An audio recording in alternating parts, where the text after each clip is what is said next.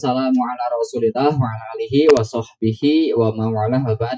Puji syukur kawan-kawan sekalian, malam hari ini di kopdar yang keberapa ya? Kopdar ke-24. Wah, ke-24 kita bisa bersua. Alhamdulillah akhirnya Kang Adi Gobang dan Kang Riki Sutisna bisa hadir ke kopdar yang ke-24 setelah diajak 23 kali berarti. Alhamdulillah, saya apresiasi sekali kepada ini kawan dekat kami di Banjaran Maharani bisa hadir malam hari ini, meskipun tadi aruk mana ternyata nyasar maps ieu teh muter ka ditu cenah. Nah, jadi emang ka ditu nya lurusna ka luhur. Jadi begitu, tapi alhamdulillah tersesah milarian gitu nya. Terus saya juga terima kasih ke kawan-kawan yang baru nih. Satu teh habis lapliam itu Kang Wandi nya, kalau Kang Krisna dan kawan-kawan ini sudah biasa. Alhamdulillah. Tadi habis ngelap dia kawan-kawan Margahayu nya. Raka emang baru sekarang? Oh, nya gitu. Oh, nya Raka mah tapi kan udah beberapa kalinya. Oke, ini teman-teman dari Raka juga alhamdulillah turun. Selamat datang di Kopdar, kajian trotoar, Kopdar ngopi sampai sadar begitu ya. Kita akan bahas beberapa hal yang nanti dikaitkan dengan bagaimana Islam memandang. Dan malam hari ini di Kopdar yang ke-24 kita akan membahas satu tema yang cukup menarik, yaitu zombie. Zombie ya, dengan judul lanjutannya hidup tubuhnya, mati jiwanya. Kemudian ada subjudul di sini, yang paling menakutkan bukan mati, tapi hidup puluhan tahun tanpa pernah benar-benar hidup. Nah, bagaimana itu penjelasannya? Apa sih detail dari judul zombie ini? Insya Allah malam hari ini kita sudah ada Kang Tia Abu Fajrin yang insya Allah akan membersamai kita menjelaskan maksud dan tujuan dari tema Kopdar ke-24 kali ini. Dan kepada Kang Tia, waktu dan tempatnya dipersilahkan. Tafadhol masykur.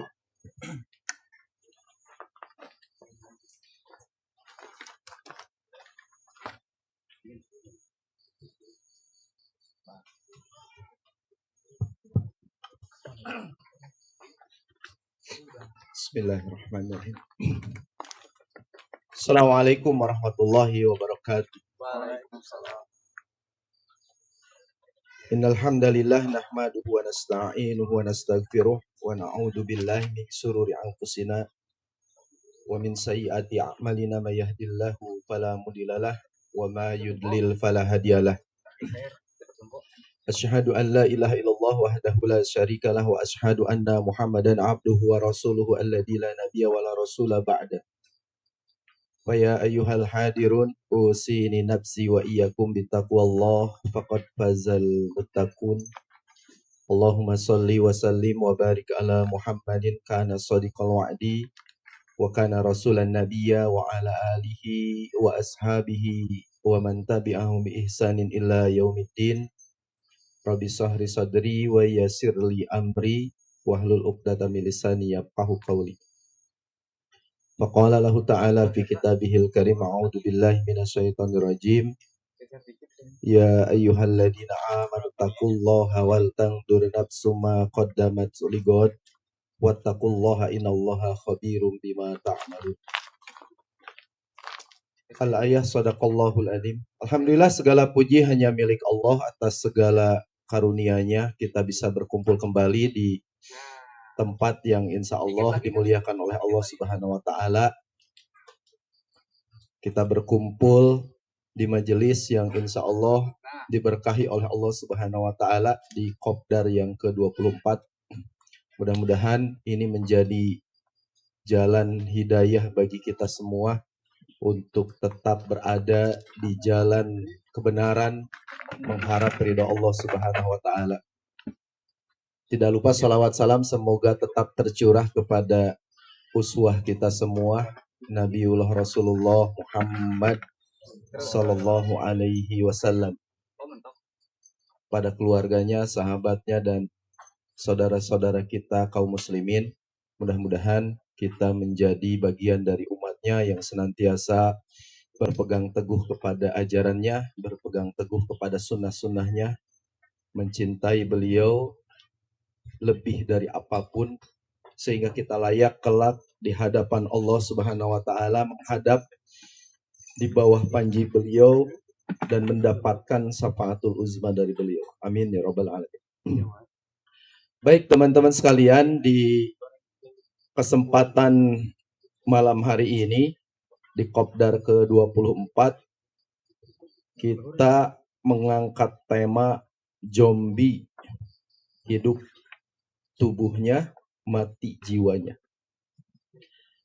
Saya jadi ingat ini ya, ada yang lahir tahun 90-an. Dari Ada yang tahu grup band The Cranberries? Wah, hafalannya. Itu memang saya masih kecil pun itu lagu udah luar biasa. Entah maksudnya apa gitu ya. Dia menyanyikan judulnya zombie. Tapi yang saya ingat itu liriknya ada in your head. Di dalam kepalamu. Aya naon di dalam kepala itu. Nah, masih ada yang ingat lagunya? Zombie. Nah, lagu heula kudu nama. Itu vokalisnya perempuan ya. Nggak tahu masih ada atau nggak ada. Masih eksis. Nah, jadi kalau kita bayangkan memang di film-film itu kan zombie itu mayat hidup ya. Disebut mayat tapi hidup. Ya. Dan ternyata banyak orang hari ini tubuhnya hidup tapi jiwanya mati. Ya. Bahkan tubuhnya hidup tapi kolbunya mati. Hatinya mati. Bukan hanya jiwanya tapi kolbunya mati. Nah, yang paling menakutkan itu bukan mati, tapi hidup puluhan tahun tanpa pernah benar-benar hidup. Jadi kita nanti akan memahami makna kehidupan yang sesungguhnya itu seperti apa. Apakah hidup itu hanya cuman hardolin? Aya nu apal hardolin? Dahar, modal, urin. Ya. Atau hidup kita itu hanya sekedar makan, minum, tidur, nongkrong. Gitu. Nah, kita akan memahami apa sebenarnya kehidupan yang sesungguhnya. Nah, ini berdasarkan pesan dari Allah Subhanahu wa taala, wala takunu kalladina nasullaha fa ansahum anfusahum ulaika humul fasikun. Dan janganlah kalian menjadi orang-orang yang lupa kepada Allah. Dan pasti jangan sampai Allah balik melupakan kita. Ya. Lupa terhadap Allah, kemudian sebaliknya Allah melupakan kita. Ulaika humul fasikun. Mereka itu adalah orang-orang yang fasik. Kalau ditarik ke bahasa Arab, fasik itu tukang bangunan sok boga gini nya. Apa itu? Pasekon. Tapi nyasik. Jadi memang pasekon itu memang diambil dari kata pasik. Artinya apa? Ngeselempeng, mengkol. Jadi orang sudah lurus tapi mengkol. Itu orang-orang fasik. Orang-orang yang tidak tahu makna kehidupan yang sesungguhnya. Nah, itu zombie.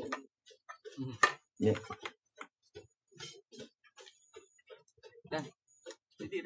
Bukan mati, tapi puluhan tahun hidup, tapi tidak pernah tahu hakikat kehidupan yang sesungguhnya.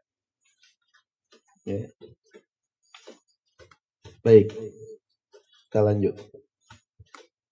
Nah, kalau kita melihat di film-film gitu ya, Zombie itu kan seringkali menjadi sesuatu yang menakutkan. Sosok yang menakutkan, jahat, budak-budak jelema, kemudian gigit orang, ambil darahnya. Nah, tetapi bukan cuma penjahat,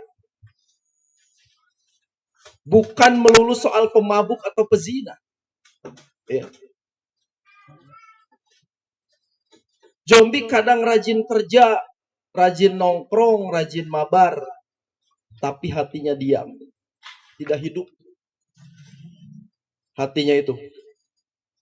Langkahnya tidak pernah bergerak mendekat kepada Allah. Itu orang hidup ya seperti pada umumnya, gitu. Makan, minum, tidur gitu ya. Kemudian beraktivitas ya, cari uang dan sebagainya. Tapi di dalam hatinya tidak memiliki keinginan sama sekali untuk mendekat kepada Allah. Pernahkah kita merasa seperti itu?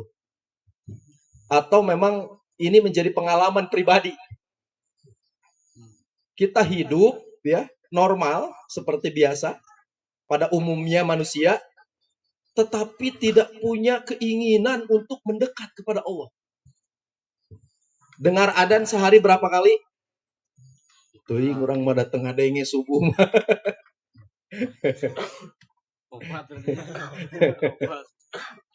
Teu ngadenge subuh mah. Nu adzan aki-aki hungkul. Minimal kan adzan itu 5 kali. Pernahkah kita merasa bahwa itu adalah panggilan kepada diri kita? Ya. Digero-gero 5 kali sapoe.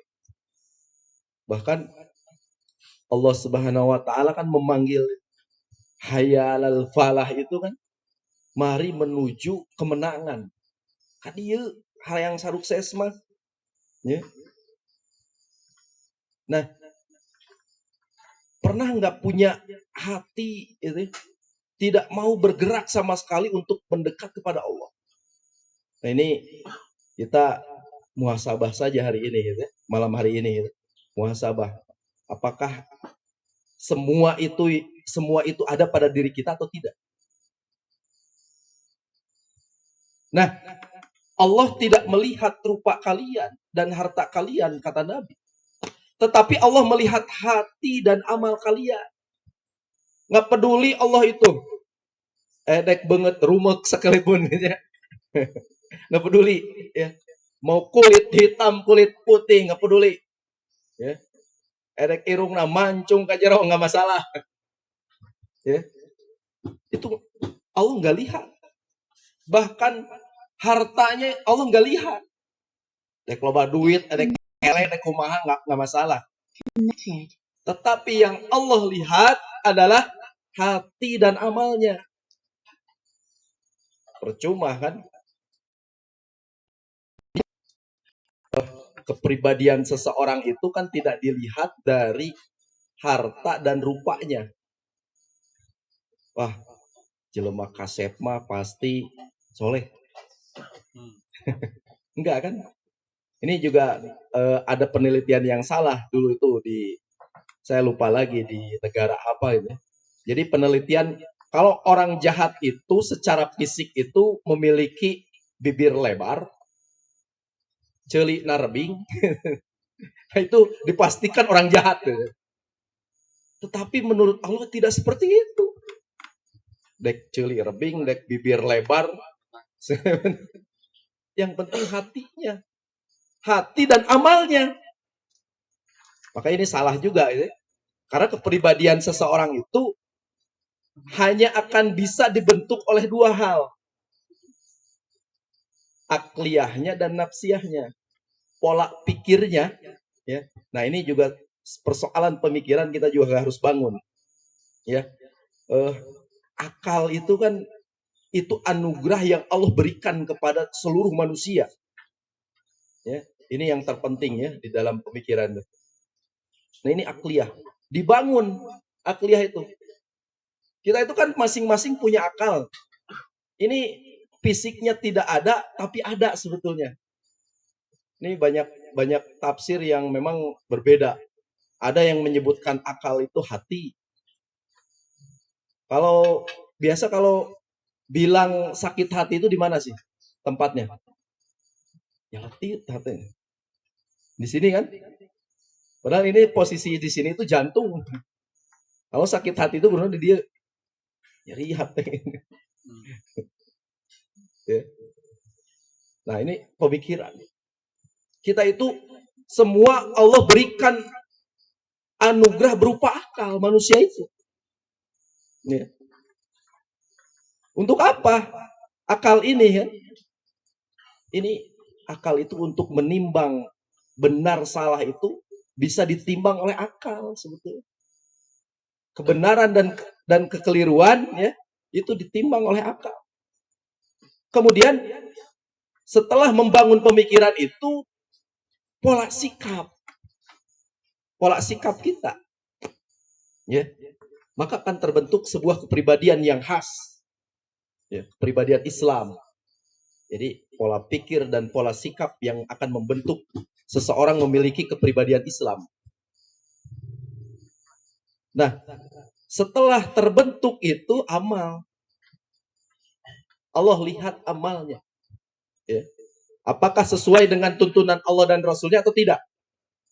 Nah, kita mengukur hari ini sampai detik ini ya, sejauh mana amal kita sesuai dengan Allah, sesuai dengan ketentuan Allah dan Rasulnya. Coba 24 jam waktu yang kita miliki satu hari satu malam, berapa persen aktivitas kita yang sesuai dengan ketentuan Allah dan Rasulnya? Coba kita hitung. Dari mulai tidur, pekerjaan, dan sebagainya. Apakah sudah sesuai dengan ketentuan Allah dan Rasulnya? Karena ibadah itu kan bukan hanya sholat saja, kan? Bukan. Ya, ibadah itu kan ada dua. Ada ibadah mahdoh, ada goyer mahdoh. Dan yang paling banyak itu goyer mahdoh. Sholat itu berapa sih sebenarnya? Bukan saya mengecilkan amal sholat. Tapi yang lebih banyak itu kan amal goyer mahdoh. Kehidupan di luar ibadah ritual itu harus jadi ibadah, harus jadi amal. Harus jadi amal yang sesuai dengan ketentuan Allah dan Rasulnya. Maka Allah akan lihat. Ya. Kepeduli banget rumah oke. Ya. Nggak peduli kulit hartanya banyak atau tidak. Ya. Tapi yang Allah lihat adalah hati dan amal. Makanya Rasul Shallallahu Alaihi Wasallam ini sekaligus menyempurnakan bahwa di antara kalian itu sama, kata Nabi di khutbah wadahnya, tegaskan tidak ada kulit hitam, kulit merah, kulit putih, ya. Di antara kalian itu sama, jadi sekufu, ya. Sekufu itu sederajat. Oh, nggak ada di hadapan Allah itu ada orang kaya, ada orang miskin, nggak ada. Sekufu, sederajat. Karena yang membedakan itu apa? Ketakwaan. Wah, siapa mah beunghar lain level urang. Anak Pak Haji mah lain level urang mah jelema ribu. Padahal di dalam Islam itu nggak ada. Yang membedakan itu adalah ketakwaan. Ya. Inna akramakum indallahi atqakum. Sesungguhnya yang membedakan seseorang itu dengan seseorang yang lain adalah ketakwaan. Ya. Yang membedakan kita dengan teman kita, yang membedakan kita dengan orang lain adalah ketakwaan.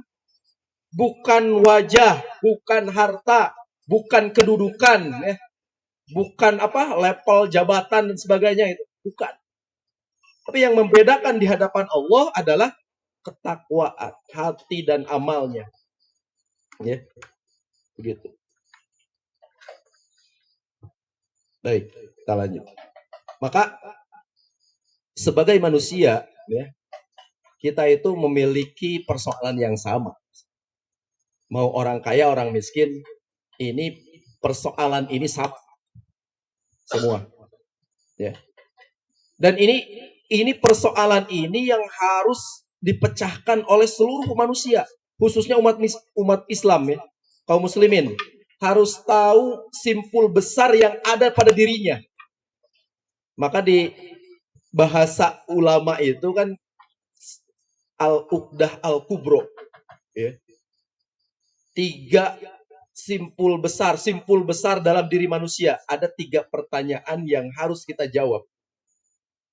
Kalau sudah bisa menjawab pertanyaan ini, ya, kemudian pertanyaannya bisa diaplikasikan dalam kehidupan, itu tanda orang sukses, manusia sukses. Kalau nggak beres ininya, nggak beres semuanya. Maka 3 pertanyaan, ya, kita akan coba bedah. Dari mana kita berasal? Ini pertanyaannya simpel, ya. Pasti kita itu mampu menjawab. Coba, dari mana kita berasal? Karena ada jawaban lain sebetulnya. Ada yang menjawab, ya, di ideologi lain itu ada yang menjawab. Dari mana manusia, kehidupan, dan alam semesta ini berasal? Ada yang menjawab, manusia, kehidupan, dan alam semesta ini ada dengan sendirinya. Ada yang menjawab seperti itu. Kalau kita sebagai muslim pada umumnya, pastilah jawabannya itu. So, kira-kira dari mana kita berasal? Allah. Dari Allah. Ya, dari Allah. Kemudian dari Allah itu apa? Prosesnya itu. Coba, apa? Penciptaan. Kita itu asalnya tidak ada, kemudian jadi ada. Ya, diciptakan. Diciptakan oleh siapa? Oleh Allah Subhanahu. Ini harus menjadi keyakinan bahwa kita itu adalah sesuatu atau makhluk yang asalnya tidak ada, kemudian jadi ada. Termasuk kehidupan dan alam semesta ini. Asalnya tidak ada, kemudian jadi ada. Berasal dari Allah, diciptakan oleh Allah Subhanahu wa ta'ala. Diciptakan oleh Allah Subhanahu wa ta'ala. Ya.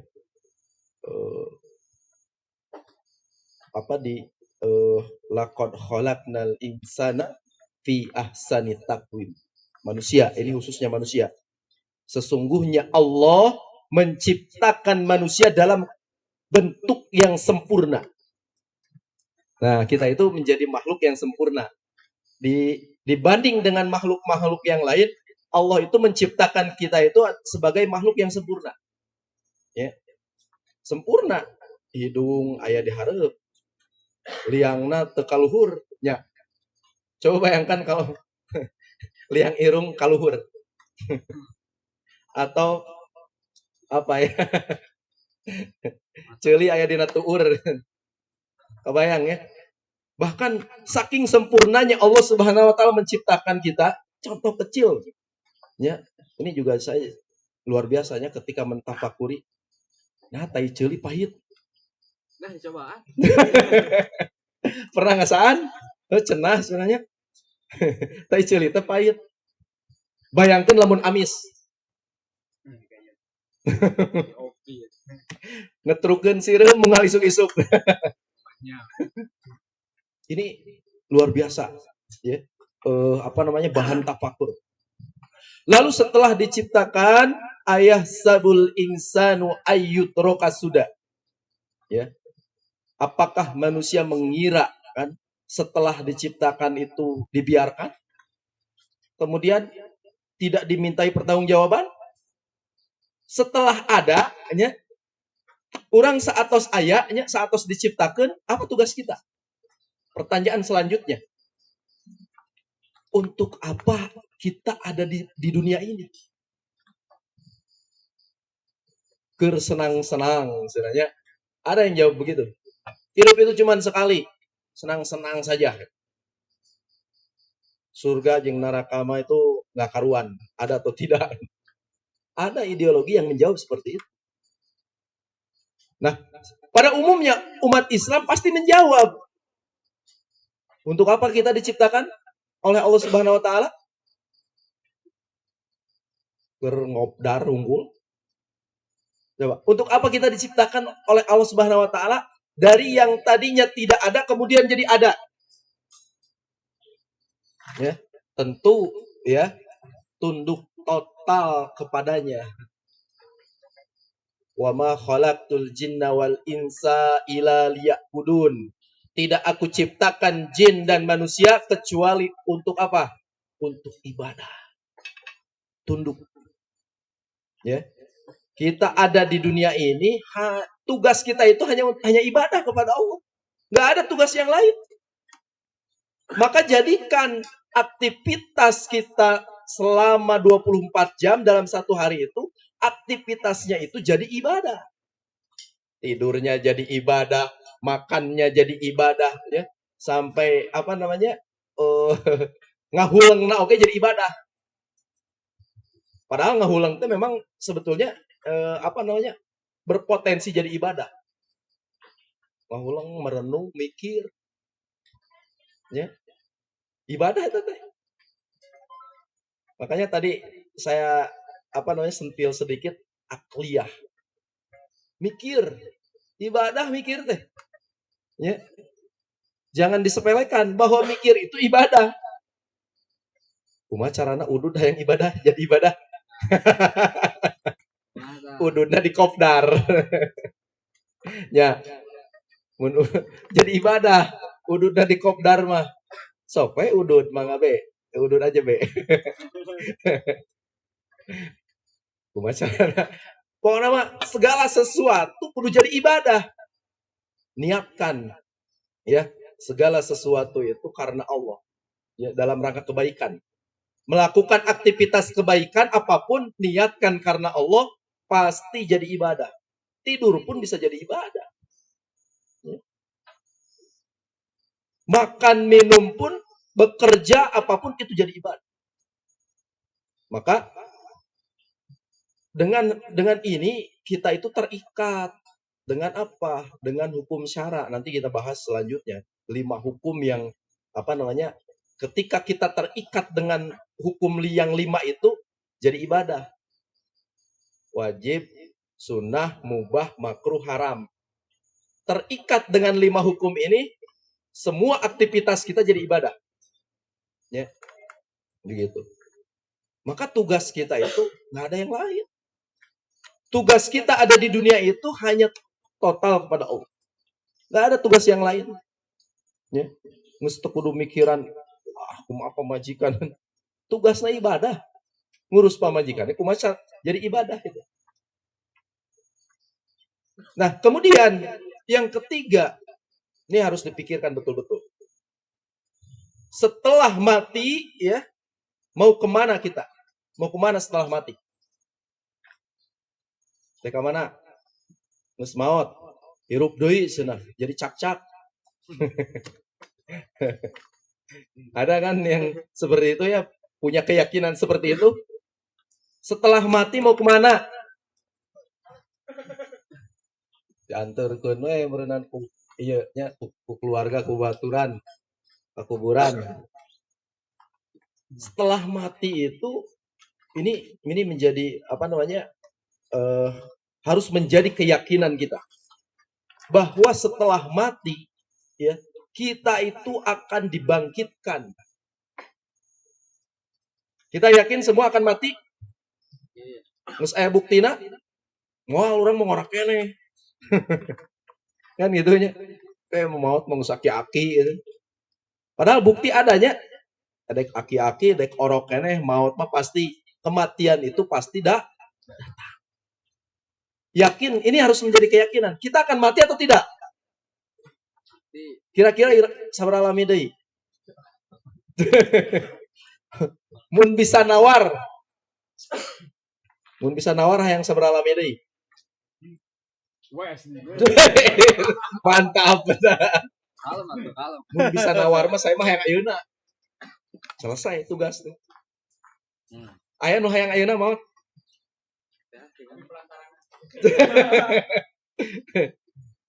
Mun bisa nawar mending ayeuna maot musik saya mah.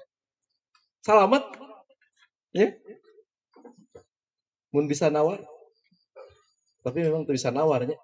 Tapi ini harus menjadi keyakinan bahwa kita itu pasti mati. Ya. Rek sehat, rek sakit, ya. Kematian itu tidak mengenal sehat atau sakit. Nggak ada. Ya. Pasti datang. Cuman yang jadi pertanyaan, sedang apa ketika kita mati? Ini yang harus dipikirkan. Sedang melakukan apa ketika kita mati? Dan memang seseorang akan mati sesuai dengan kebiasaannya. Biasa hirupna maksiat, maka maut lagi keur maksiat. Ya. Lamun kebiasaannya itu kebaikan, insya Allah matinya dalam keadaan baik. Nah, setelah mati, kita akan dibangkitkan. Ya. Kullu nafsin da'iqatul maut. Setiap diri, setiap jiwa itu pasti akan merasakan mati. Dan kullu nafsin bima kasabat rahina. Setiap jiwa akan mati kemudian mempertanggungjawabkan perbuatan semasa hidupnya. Allah tanya. Setiap detik waktu yang kita miliki, ya. Setiap harta yang kita miliki, ya. Dan apapun yang kita lakukan tidak akan pernah luput dari pertanyaan Allah. Ya. Wah, ditanya. Lama hisab itu. Akan dibangkitkan, kemudian dimintai pertanggungjawaban. Umur 60 tahun misalnya. Potong masa anak-anak sampai akil balik 15 tahun. Itu ditanya semua. Lama. Ya. Nah, orang-orang yang tidak punya jawaban ini cuma buang-buang bensin hidupnya untuk hal yang nggak penting. Nah, ini harus pecah persoalan ini. Pertanyaan arah jalan ini, 3 pertanyaan arah jalan ini harus mampu kita jawab. Kemudian jawaban itu menjadi pegangan kita, menjadi keyakinan kita. Dan keyakinan itu harus jadi amal. Sesuai dengan jawaban pertanyaannya. Lamun orang yakin diciptakan itu hanya untuk ibadah kepada Allah, jawaban itu harus sesuai dengan amalnya. Gitu. Ini simpel, sederhana sebetulnya. Tetapi masalahnya hari ini, orang itu yakin, ya. Yakin tetapi tidak dengan amal. So, pada umumnya orang, umat Islam lah gitu ya. Ketika ditanya dari mana kita berasal, pasti jawabannya sama.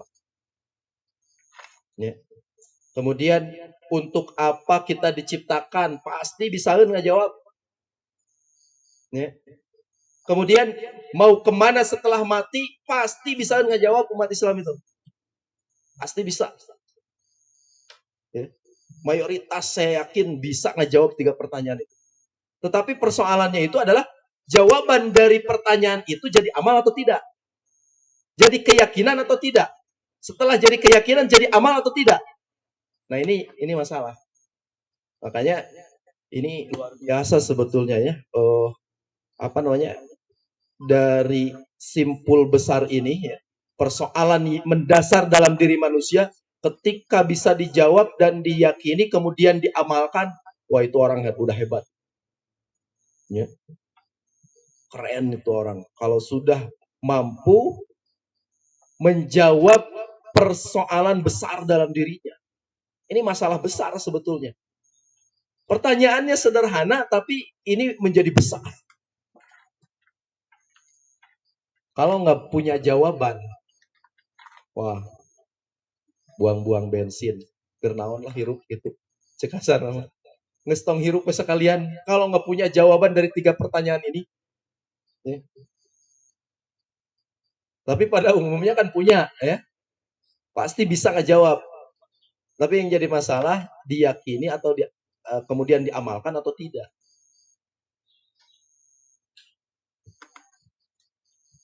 Kemudian maka kita cek Kita kan pastilah bisa ngejawab anu tilu tadi, Pak. Tapi cek kondisi mesin hati, ya. Kondisi mesin hati lingkaranmu. Fisik dan sosial. Napas lancar. Ya. Kita tidak bengekan tanya. Udut lancar ya. Udut lancar itu ya, napas menghirup udara segar lancar. Badan sehat teu nyari cangkeng kan teu. Sarehat teh budak ngorangan rematik. Teu sugan nyeri cangkeng teu nya. Sehat. Jadi sehat, keuangan sehat.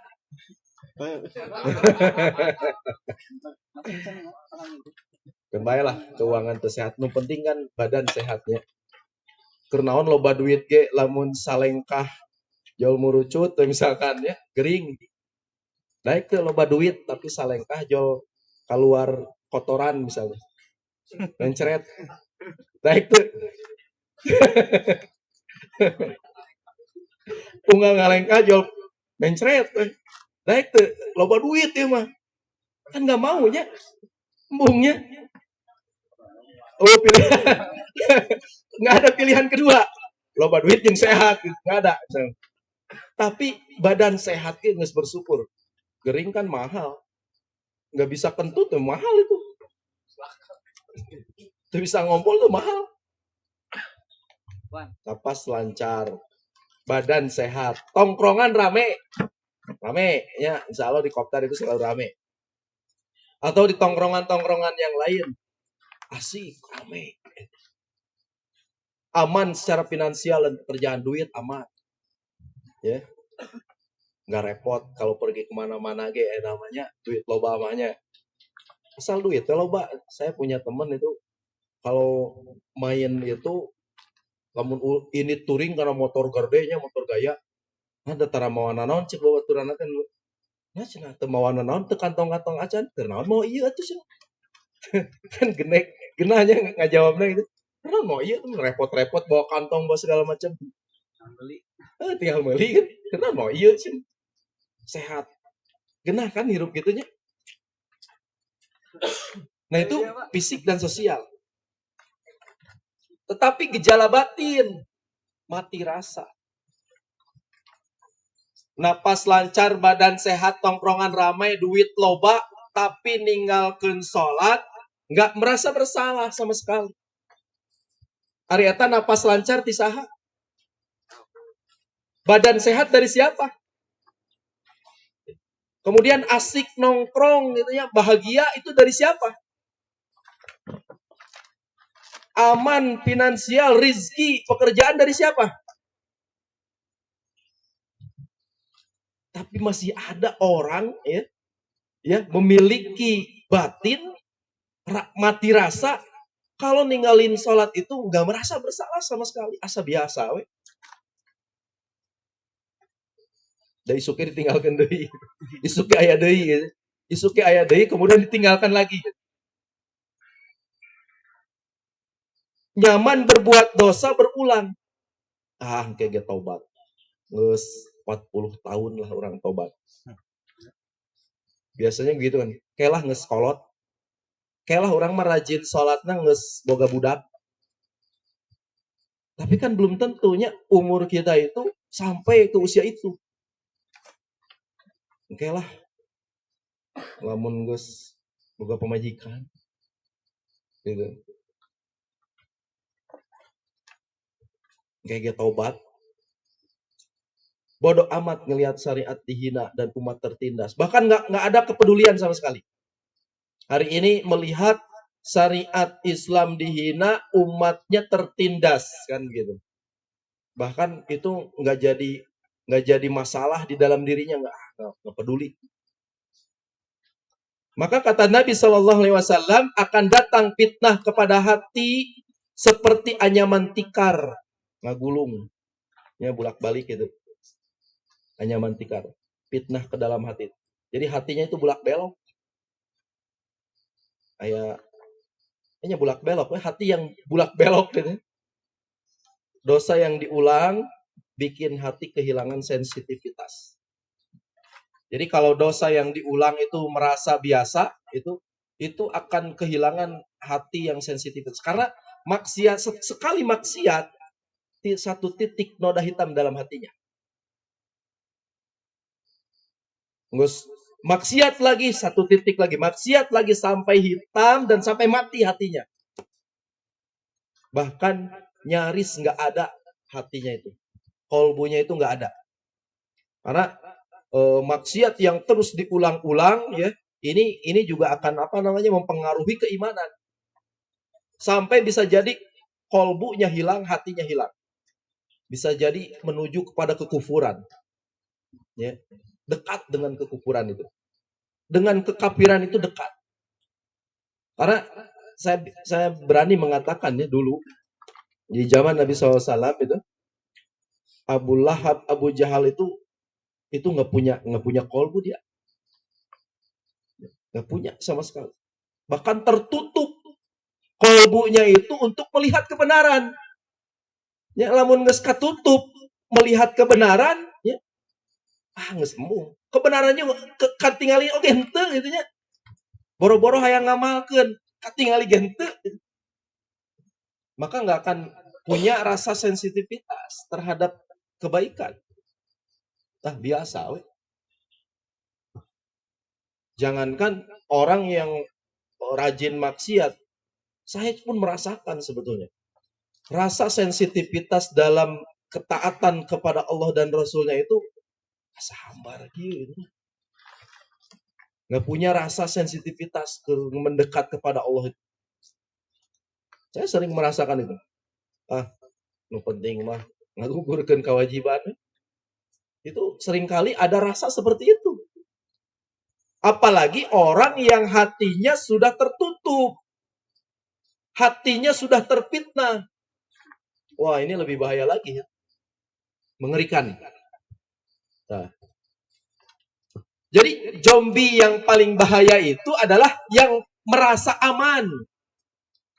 Merasa aman di dalam kehidupan maksiatnya. Masalah terbesar anak muda modern bukan kurang tongkrongan atau kurang hiburan, tapi kehilangan alasan untuk bangun pagi. Naon deui alasan untuk bisa bangun pagi. Ini kalau ada anak muda mampu bangun jam 4 subuh, kemudian datang ke masjid, wah ini pemuda hebat. Datang ke masjid akidai. Dan itu rata-rata di lembur di mana itu gitu. Nggak ada pemuda. Nah, mudah-mudahan teman-teman kopdar ini udah mulai ya. Udah mulai. Ya. Ini bangun pagi itu sebetulnya menaklukkan diri sendiri sebetulnya. Kalau saya itu kalau bangun diduluin istri itu gengsi saya. Asa terbuka harga diri lah gitu. Asli itu. Kalau jadi suami ya bangun pagi, bangun subuh itu didului istri, laki-laki nggak punya harga diri. Itu menurut guru saya dulu. saya terima dari guru itu sih. Kalau kapihulaanku pemajikan sana omat, ketika saya menikah, saya diwanti-wanti oleh seorang guru yang sekarang ada di sini ya, di Banjaran, Ustaz Muhtar. Jangan sampai bangun pagi itu keduluan istri, harga diri, sampai seperti itu. Dan itu saya ingat sampai sekarang. Ya.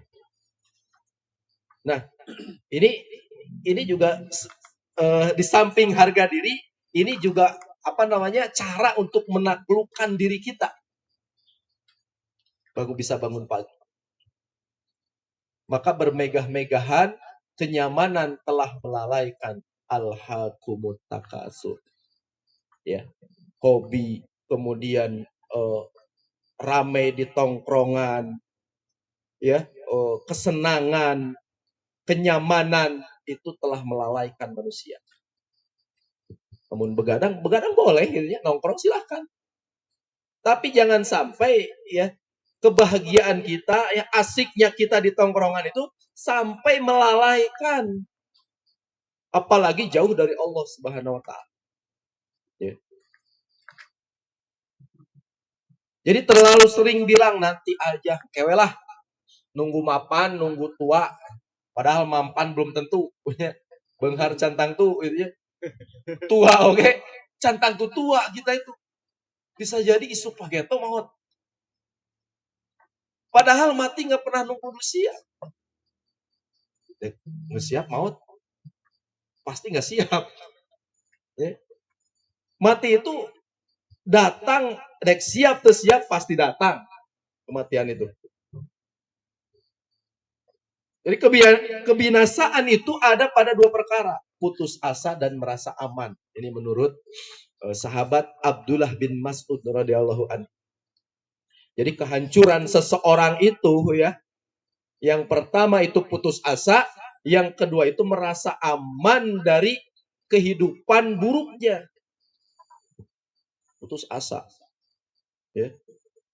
Apalagi saya hari ini mental anak-anak muda ya. Ini mental tempe ini. Ya. Oh, apa sakit hati sedikit gitu ya. Bunuh diri mah. Kemarin yang terbaru itu kan kayaknya itu si Taufik Hidayat. Kayaknya itu perempuan nolak, saya pikir itu. Kan putus asanya nolak sampai kalau dianiaya seperti itu. Menurang kan yang ngandei gitu nya. Saya dulu ke zaman-zaman iyalah sekolahnya ditolak awewe teh puluhan, tapi saya nggak ambil pusing gitu. Kan bahaya we. Ya, emang mungen gitu nangan deui we. Kan gitu ya. Ini contoh sederhana soal cinta gitu ya. Putus asa. Putus asa dari pekerjaan misalnya. Dari mencari rezeki, putus asa. Stres. Untung kekeleyengan di jalan oke nya. Terjadi jelema nu kekeleyengan di jalan ya. Tetapi memang banyak ternyata para pemuda yang seperti itu. Binasa. Dan yang paling berbahaya itu merasa aman dalam kehidupan buruknya. Asa teu dosanya, asa ieu teh biasa we gitu. Binasa. Dan kebinasaan ini tidak hanya di dunia. Kebinasaan di akhirat yang lebih mengerikan. Ya. Nah, jangan sampai kita ini ya menjadi zombie yang paling bahagia. Ya, zombie yang paling bahaya. Merasa aman, duit aman, ya, pemajikan aman. Naon deui? Pekerjaan aman, tongkrongan aman. Tetapi bisa jadi ya, sesuatu yang kita anggap aman itu tidak aman bagi masa depan kita di akhirat nanti. Istri misalnya, istri aman nggak? Yang punya istri berapa persen yang punya istri sini?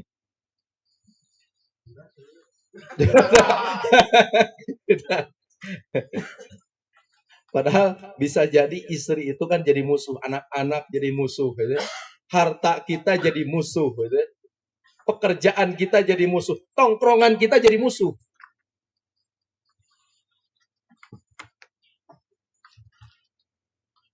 Nah,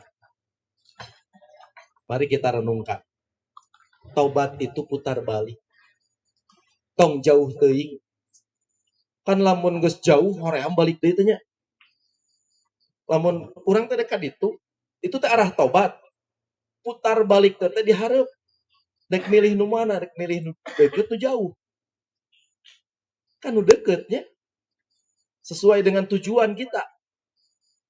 Kan lamun di kota lamun aya 2 jalur gitu ya. Mus kaliwatin tujuan kita itu. Putar baliknya itu pasti cari yang terdekat kan? Oh itu gini tuh aya keneh gitu kan. Kan enggak ya? Pasti milih anu eta we. Putar balik. Bukan cuma status WA. Hijrah. Di masjid nama foto jepret gitu ya. Taubat bukan sekedar ngomong astagfirullah. Terus balik nongkrong gak jelas. Arah lama apa yang dibenci Allah. Tinggalkan. Sesuatu yang telah berlalu, yang telah lama, yang dibenci oleh Allah, tinggalkan. Putar balik, taubat. Allah baru apa yang Allah cintai. Cari sesuatu yang Allah cintai hari ini. Sesuatu apapun aktivitasnya yang Allah cintai, cari, amalkan. Itu baru taubat. Arah baru, apa yang dicintai Allah. Jalan baru, ya, cari. Maka kata Imam Ibnu Qayyim Al-Jauziyah, taubat itu bergerak meninggalkan apa yang dibencinya, menuju apa yang dicintainya. Tinggalkan sesuatu yang dibenci oleh Allah, dan kejar apa yang dicintai oleh Allah. Nah, kalau itu benar, kalau kalian itu benar, putar balik. Fitrah kita itu takwa. Manusia itu punya fitrah itu iman dan takwa. Ayo kita putar balik. Ya. Perubahan itu, perubahan antum semua pasti kelihatan sama anak tongkrongan yang lain. Kalau putar balik, beda ya. Apalagi ketuanya. Ketua itu harusnya diikuti. Harusnya diikuti. Bukan malah ditinggalkan. Kalau bisa punya potensi diikuti dalam hal kebaikan, ambil itu. Itu jadi pahala besar. Ya. Kalau kita bisa memberikan contoh, memberikan teladan terbaik ya kepada teman-teman tongkrongan kita, wah luar biasa. Baiklah baturan mengesmungan milu urang we sorangan. Yang lebih baik itu. Naik level 7 gigi menghidupkan jiwa. Ya, ada 7 untuk menghidupkan jiwa kita yang mungkin merasa sudah lemah atau bisa jadi mati, ya. Mudah-mudahan tidak, ya. Masih di tahap di level lemah lah, nggak mati. Gigi pertama sholat jamaah 5 waktu lalaki, ya. Lalaki mah sholat jamaah 5 waktu sehari, sholat wajibnya itu. Saya sering sampaikan di pertemuan-pertemuan sebelumnya. Sholat di imah loba pohon rakaat, ya. Mending nuturkan imam lah di masjid, ya. Lamun salah rakaat berarti imam salah. So, ya sholat di masjid itu, sholat di rumah itu pasti banyak merasakan itu. Ya teman-teman pastilah merasakan. Saya sendiri pun pernah merasakan itu. Sholat di imam bener poho-poho. Gigi kahiji tanya cerek, gigi kahiji rek init. Nah motor kan gigi kahiji ulanya. Sholat jamaah. Gigi kedua taklukan pagi. Ya, isuk-isuk teh ulah kapiheulaan ku hayam kongkorongok mun bisa mah cek kolot baheula mah.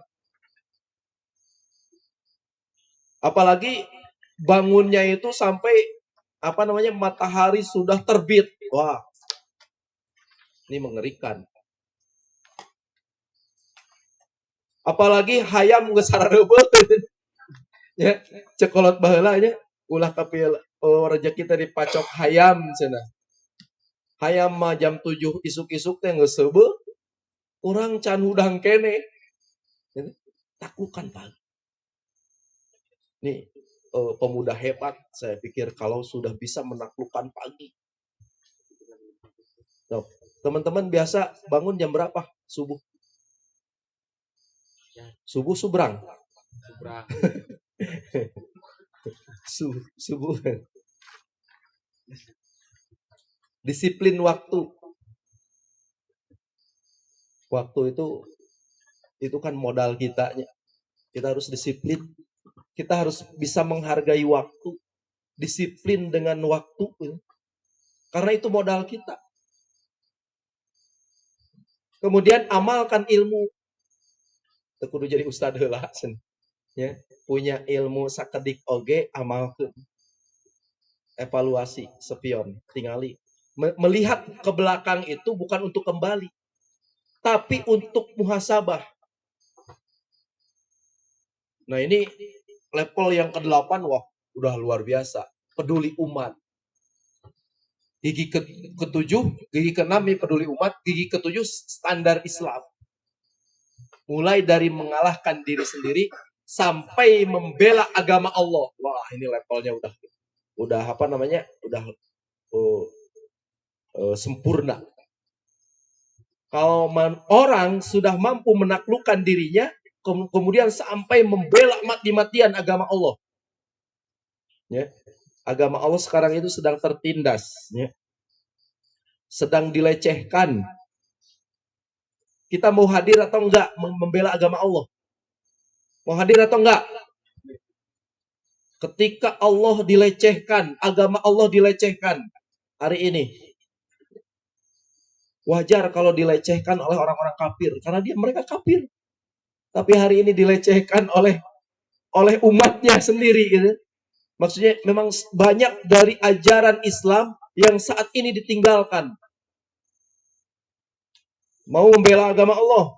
Ini saya pikir Kopdar ini dalam rangka mengalahkan diri sendiri, dalam rangka membela agama. Intang surullah yang surkum wa yusabbit aqdamakum. Jika kalian membela agama Allah, maka Allah akan membela kalian. Ya, niatkan ya untuk Kopdar ke depan hadir itu dalam rangka membela agama Allah, dalam rangka syiar Islam. Ya, insya Allah akan membela dan meninggikan derajatnya. Nah, ini sempurna. Ya. Kalau jiwa 7 gigi menghidupkan jiwa, kalau dilakukan ini sempurna. Salat jamaah, taklukkan pagi, disiplin waktu, amalkan ilmu, evaluasi spion, peduli umat, standar Islam. Perbuatan kita distandarisasi oleh Islam. Ya. Ini menjadi apa? Menjadi standar perbuatan kita itu Islam. Hidup jiwa itu. Nah, level 1 dan 2 taklukkan diri sendiri. Salat berjamaah di masjid subuhnya itu paling utama. Bukan cuma kalau lagi eling. Padahal ku aki-aki di kampung mah kan seperti ingatan deh, eling umat sebenarnya. Umat tuh eling. Kalau lagi eling daek gitu ya. Jadikan prioritas utama tongkrongan. Ya. Pahalanya itu 27 kali lipat mun jamaah. Bahkan ada yang menyebutkan 55 ulama itu. Ya, pahala salat berjamaah. Bahkan mampu menaklukkan pagi, dunia dan isinya milik kita. Ya. Rakataini fajri khairu minad dunya wa ma fiha. 2 rakaat salat sebelum subuh itu lebih baik dunia dan isinya. Karek 2 rakaat lah. Sunnahnya itu. Apalagi dengan wajibnya. Sekarang itu 4:40 kalau nggak salah. Sekarang ya. Besok lah. 04:40. Ini mah 04:30 masih ada 2 rakaat, 3 rakaat. Masih ada 5 rakaatin mata 10 menit teh. Tahajud masih bisa ini. 04:30 itu. Taklukkan pagi. Ini orang hebat, pemuda hebat hari ini ya, yang bisa menaklukkan pagi. Bukan yang jago di jalan gitu ya. Jago-jago patungan biasanya di jalan itu. Teman-teman sekarang nih kalau lihat di jalan itu jagoannya itu jago patungan. Tapi yang hebat itu yang mampu menaklukkan pagi. Sok eta nu jago patungan, hudangna jam sabaraha? Tanya. Jam 11. Jagona patungan dehnya hudang subuh teu mampu. Ya. Luar biasa ya. Anak-anak sekarang itu jagonya itu patungan. Bangun lebih awal, jihad pertama yang paling berat hari ini adalah melawan hawa nafsu dari selimut sendiri. Eta teh jihadnya. Jihad pertama atau kusimut teh benernya nikmatnya itu 5 menit deui ya. Saya merasakan 5 menit deui lah. 10 menit deui sampai banglas. Ya Allah berkahilah umatku pada waktu paginya itu sampai Allah Rasul doakan ya orang-orang yang bangun di waktu subuh. Didoakan aja ku Rasul ya berkahi. Datangkan kebaikan-kebaikan kepada orang itu. Nah, biasanya kalau bangun siang itu semakin siang semakin males. Semakin haroream. Apalagi untuk melakukan ibadah. Hirup ge asa hoream. Sok coba. Ini di dalam dirasakanlah oleh teman-teman. Kalau bangun jam 10, jam 11 itu geus hoream. Kadang-kadang hirup oge hoream. Mager. Tapi rasakan. Coba nikmati, rasakan kalau bisa bangun jam 04.30. Kemudian kita wudhu, datang ke masjid, ya, zikir, berdoa, ngopi, udut, nikmat. Hidup itu semangat hidup itu. Rasakan. Beda kalau ininya udah biasa bangun jam 8, jam 8. Gak ada semangat hidup. Karena apa? Jiwanya mati. Ya. Nah, level ketiga dan keempat jaga ritme bensin. Lebar dipakai gerung-gerungan kan itu kadian untuk para ruguh mah kan gitu ya. Apalagi sekarang bensin mahal ya. Lebar cek saya mah. Belenyeng ka ditu, belenyeng ka dieu. Bensin teh keur mahal. Nah, disiplin waktu. Karena apa? Waktu itu adalah kerugian. Saya sering sampaikan ini. Wal asyri. Demi waktu itu Allah Subhanahu wa taala sampai bersumpah demi waktu. Innal insana lafi khusr.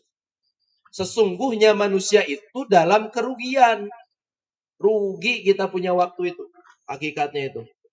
Illal ladina amanu wa amilus solihat. Kecuali orang-orang yang beriman dan beramal soleh. Jadi hidup yang berantakan dan mental yang hancur selalu dimulai dari manajemen waktu yang berantakan. Ya. Mental rusak, ya, hancur.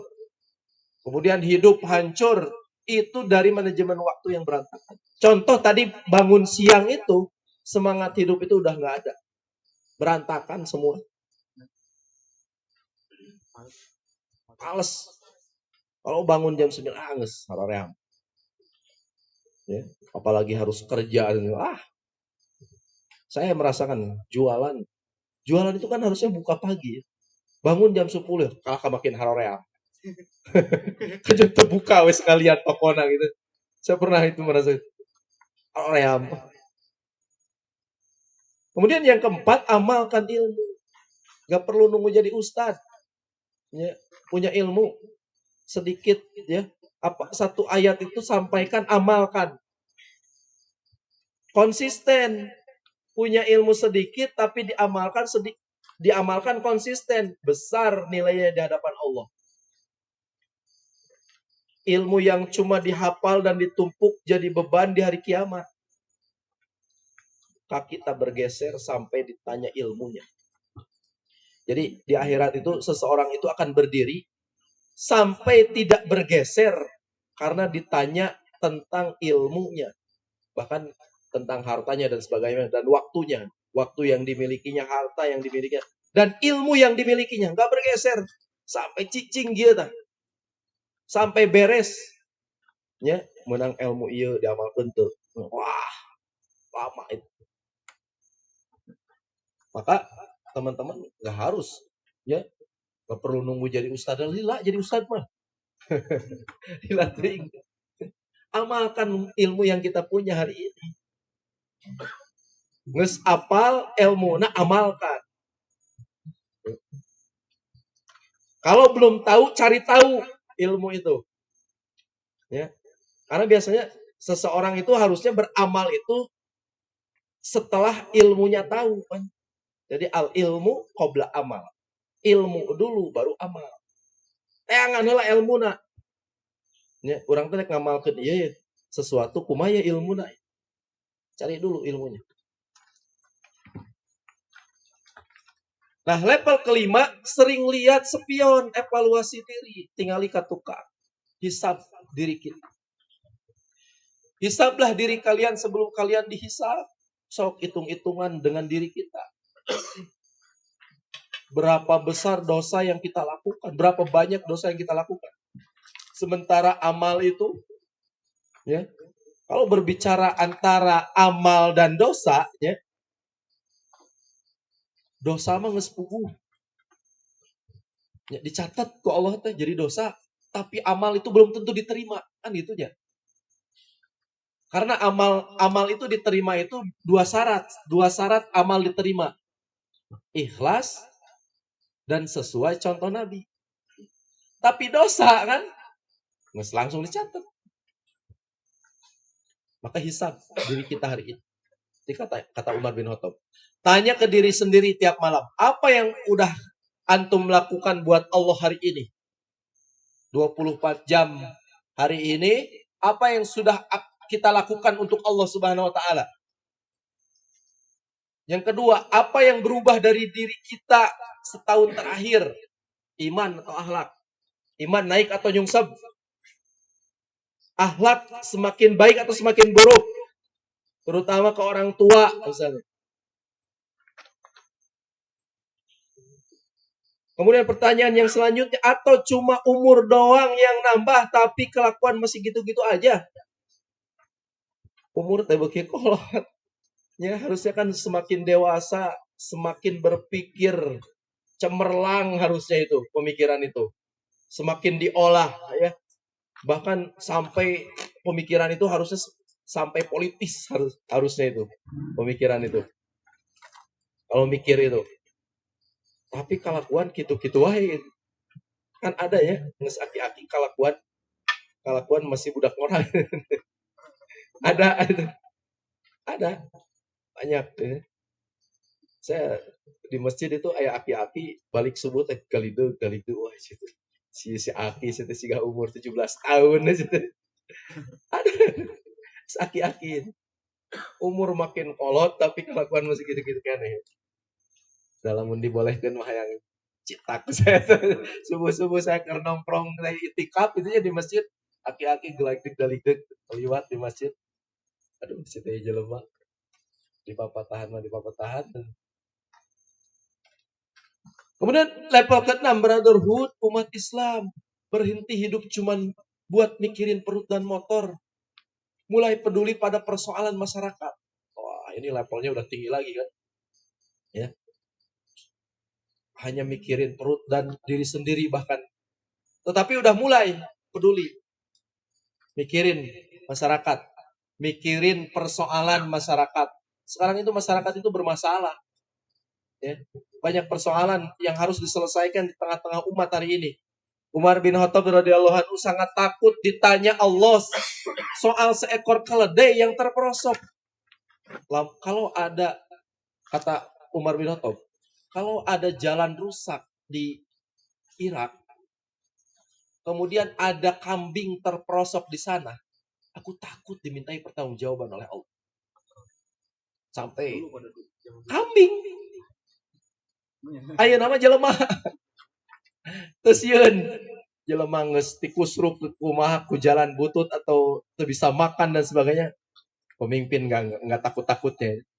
Berapa banyak penderitaan saudara seiman yang bahkan enggak pernah lewat di pikiran kita. Gaza misalnya. Wah, jauh-jauh teuing mikiran Gaza. Urang ya di dieu hirup lieur gitu. Wah, ini orang hebat ini. Kalau levelnya sudah berpikir urusan umat, ini orang hebat. Man asbaha walam yahtama bi amril muslimin falaisa minni. Barang siapa hidup bangun di pagi hari, di benaknya tidak ada pikiran tentang urusan umat, falaisa minni, maka dia bukan umatku. Kita bangun tidur biasanya langsung pikiran karena naon? Karena gorengan, kopi, jeung udud. Ya. Pernah nggak terlintas? Bangun tidur mikirin umat. Gaza kumaha. Tetangga orang kumaha. Sumatera kumaha. Umat Islam pada umumnya gimana? Wah, ini orang hebat ini. Karena kata Nabi, ya, khawatir. Kalau bangun pagi, pikiran kita itu udah nggak mikirin urusan umat falaisa min. Man asbaha walam yahtama bi amril muslimin falaisa minni, kata Nabi. Bukan golongan. Sama isuk-isuk inget karena bala-bala jeung gorengan. Saha maneh cek Rasul teh. Punten falaisa minni. Jol inget karena gorengan udut jeung kopi. Nah, ini levelnya ini udah luar biasa ya. Nah, level yang ketujuh, Islam sebagai harga mati. Jadikan Islam sebagai satu-satunya standar hidup. Bukan apa kata perasaan, bukan apa kata tren, bukan apa kata mayoritas, tapi Islam sebagai standar hidup. Tunduk apa kata Allah dan Rasulnya. Ya. Sampai Allah bersumpah, "Fala wa rabbika la yu'minun hatta yuhakimuka fima sajara bainahum." Demi Demi Robku. Fala wa rabbika, demi Tuhanmu. Allah bersumpah atas zatnya. La yu'minun. Tidak sempurna iman di antara kalian. Ya. Hatta yuhakimuka fima sajara bainahum. Sampai dijadikan engkau Muhammad tahkim. Ajaran yang dibawa oleh Rasul jadi tahkim. Jadi pemutus perkara.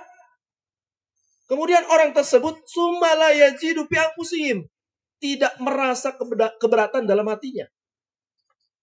Haroza mimma qadaita wa yusallimu taslima, dan kemudian menerima dengan sepenuhnya apapun kata Allah dan Rasul, menerima dengan sepenuh hati dan tidak merasa keberatan.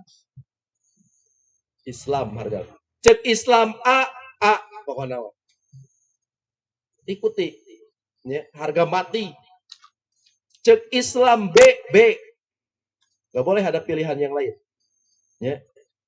Karena hukum itu kan ada dua. Ada hukum jahiliyah, ada hukum Islam. Apa yang kita kehendaki hari ini? Apakah bertentangan dengan ketentuan Allah dan Rasulnya? Atau tidak? Harusnya ikuti apa menurut Islam. Ya. Muncul Islam pokoknya nama. Harga mati, itu bisa diganggu gugat pokoknya nama. Udah gitu, bersikap terhadap Islam itu. Ya.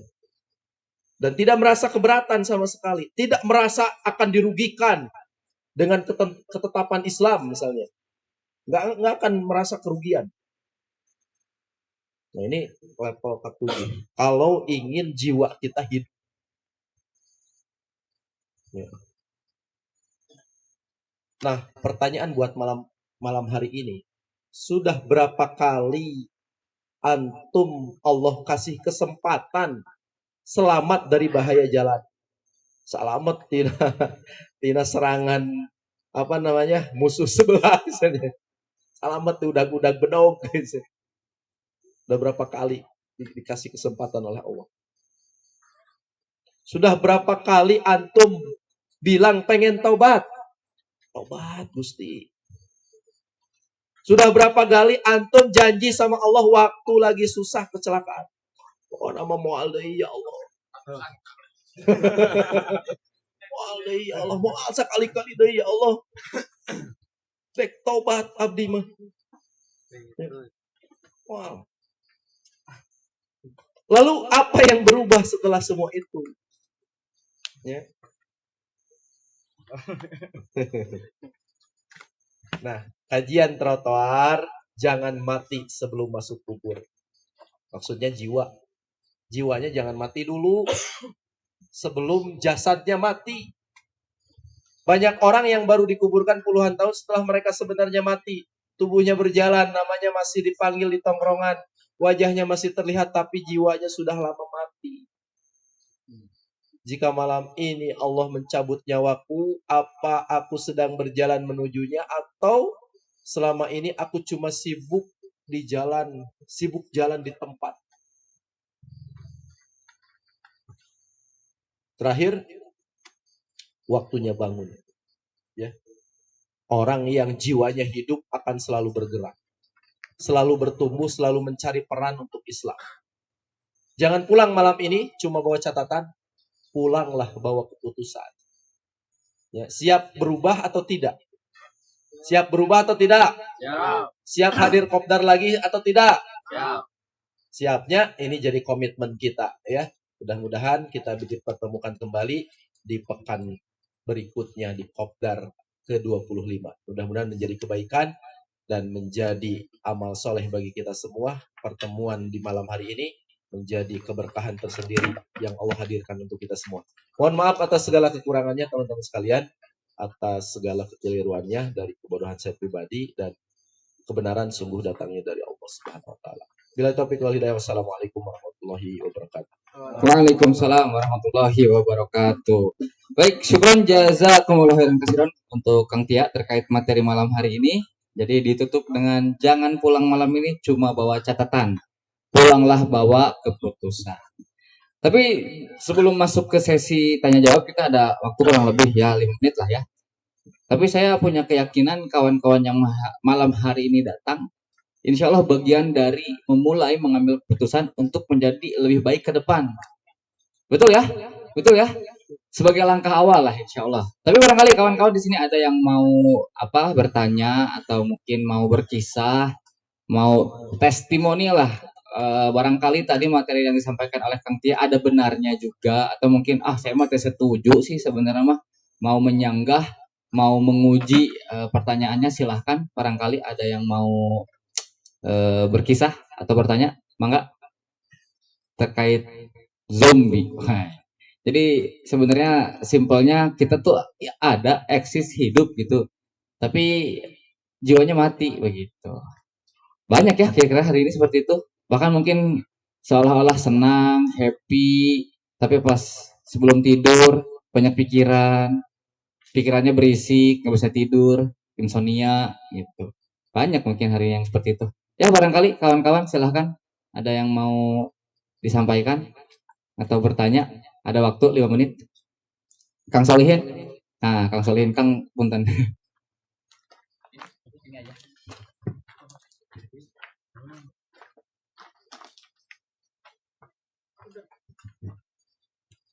Assalamualaikum warahmatullahi wabarakatuh.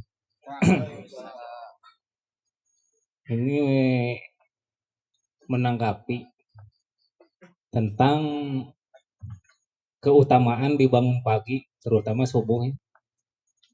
Subuh itu banyak keutamaannya karena selain disiplin waktu, ketika kita disiplin waktu, insya Allah sholat 2 rakaat sebelum subuh pasti akan selalu dilaksanakan. Dan itu banyak keutamaannya di waktu subuh. Bahkan di dalam hadis Imam Muslim juga, bukan cuman itu, infak yang paling afdol itu yaitu di waktu subuh. Karena ada 2 malaikat turun yang akan mendoakan. Maka berikanlah kebaikan kepada orang yang mau berinfak di waktu subuh. Dan ada malaikat yang mendoakan, berilah keburukan bagi orang yang tidak mau berinfak di waktu subuh. Bahkan di yang lainnya juga ada keutamaan di waktu subuh yaitu istighfar. Sebaik-baiknya istighfar itu yaitu di waktu subuh. Ya ini cuman menambahkan sharing aja. Jadi banyak sekali keutamaan di waktu subuh selain disiplin waktu. Bahwa ini amalan yang bisa diamalkan, tapi keutamaannya sangat besar. Ya, cekap sekitar. Baik.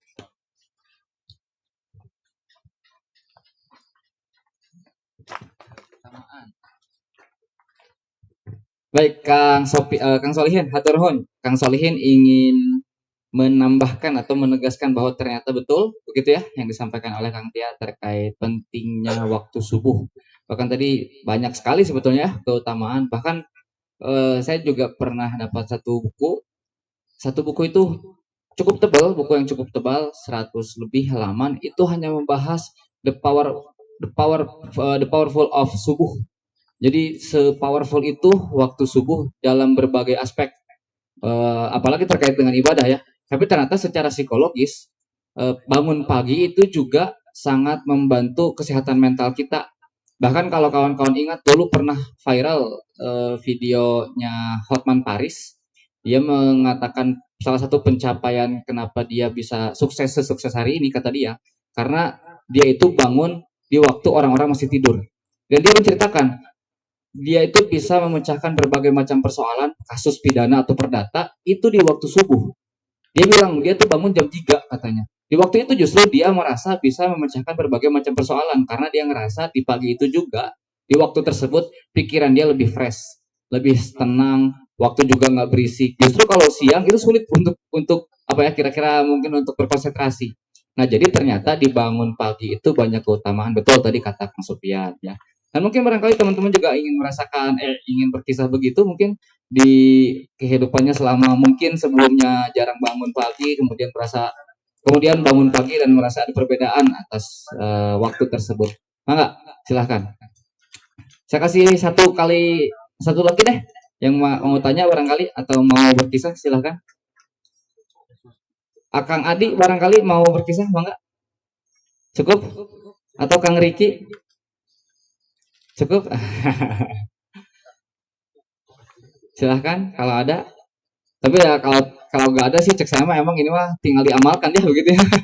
Tinggal diamalkan tidak perlu dipertanyakan. Karena saya yakin lah kawan-kawan meskipun hari ini tadi juga jangankan dulu kita ya kawan-kawan. Kang Tia sendiri yang sudah sampai hari ini bisa ada di depan kita masih ada beberapa hal yang ini ya. Yang tadi ada rasa malas lah, ada tadi mungkin sedikit hambar, makanya wajarlah kita apalagi kita yang sekarang lagi belajar begitu ya. Pak Guru barangkali ada atau Pak? Cekap ya. Kalau hatur nuhun terus dongkol. Kalau cekap, kalau cukup mungkin itu saja kawan-kawan yang malam hari ini bisa kita sampaikan. Saya yakin sekali lagi dengan penuh gitu ya bahwa kawan-kawan ini adalah kawan-kawan remaja yang tadi kata Kang Tia kalau sampai di level udah bangun pagi, manajemen waktunya udah disiplin, yang dipikirin gak hanya diri sendiri, sampai mikirin masyarakat, mikirin umat, kita adalah bagian dari remaja yang istimewa. Amin ya. Dan saya juga mohon maaf barangkali ada kekeliruan atau kesalahan dalam selama proses acara Kopdar kita yang ke-24 ini. Mudah-mudahan dimaafkan dan mudah-mudahan lebih dari itu ada kebaikan, ada kebermanfaatan. Dan jika kawan-kawan merasa ini bermanfaat, ini sayang banget kalau tidak disebar, maka silahkan ajak teman-teman yang lain untuk datang setiap pekan di Jumat malam di Kagisik Ciapus Banjaran. Kalau ada yang ngerasa kesulitan kayak tadi ya, kawan kami kesasar dan lain-lain, silahkan Japri yang mengajaknya. Nanti biasanya ada yang standby di depan gitu. Itu saja kawan-kawan. Hatur nuhun dan mohon maaf untuk segala kekurangan. Kita tutup dengan istighfar. Astagfirullahalazim. Kemudian alhamdulillahirabbil alamin dan doa kifaratul majelis. Subhanaka Allahumma wa bihamdik asyhadu alla ilaha illa anta astaghfiruka wa atubu ilaik. Wassalamualaikum warahmatullahi wabarakatuh. Sampai jumpa kembali di Kopdar pekan depan. Hatur nuhun.